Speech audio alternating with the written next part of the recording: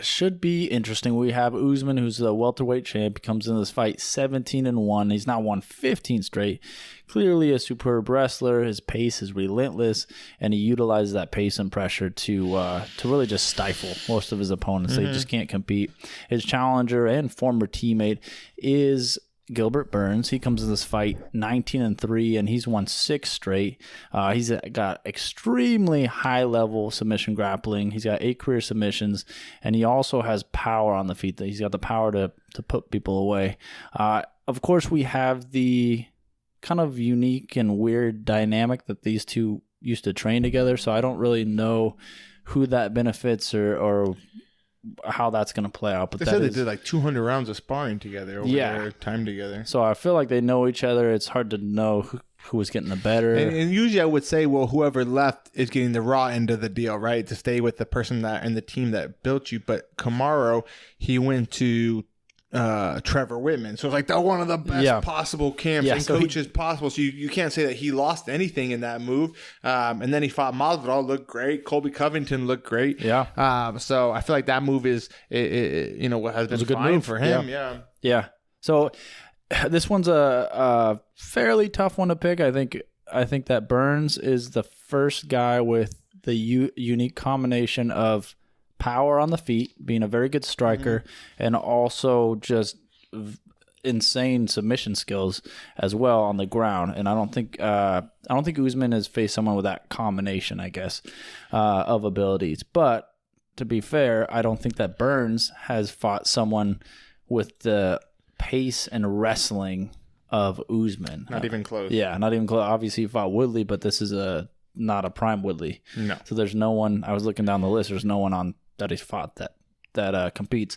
So, man, he did knock out Damian Maia, and Maia was able to go to decision. So you're kind of splitting hairs, trying to figure out some MMA math. Yeah, sure. yeah, it's hard. But when you beat, Damian Maia, RDA, Woodley, Covington, Masvidal, I mean, the record of Usman speaks for itself. It does. Incredibly dominant champion, someone that probably doesn't get the props that he deserves just because of the style, right? It's not super exciting. But everybody loves to see knockouts and this and that, and but he wins and he's dominant doing it. You're right, because we at least with Gilbert Burns, he gives us a chance to imagine because of his submission game, because the power that he does possess. So how is Usman going to win this fight, right? With Colby, wrestling equaled out. So let's strike on the feet. With Tyron more powerful, but susceptible to pressure, and not on the level of wrestler as Kamaru. So Kamaru was able to pressure him, win the striking battles because of that pressure, I feel like. And Woodley's all of a sudden inexplicably unwillingness to trade.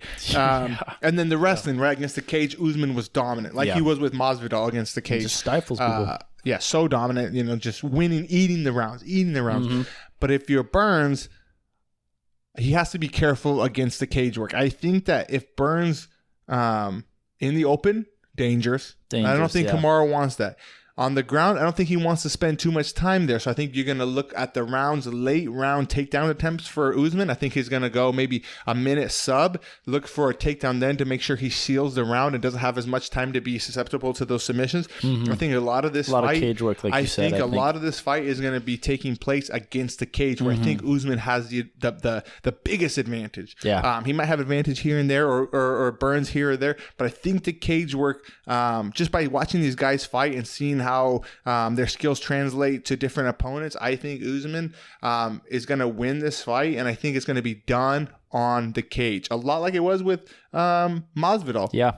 Where you just dirty boxing. Yep, I'm stronger. I'm more physical. Just control. I understand the clinch better. I understand positioning better, head position, all the little intricacies that go into cage work. I think that's where Kamaru Usman is going to win this fight. I don't expect it to be exciting. I don't expect it to be a crowd pleaser, but I do expect Usman to win this fight, and I think it's all going to be predicated on his ability to control Gilbert Burns against the cage. That's what I'm expecting for this fight. Yeah, the more I think about it, the more that's perfect. He's going to use the cage. Yeah.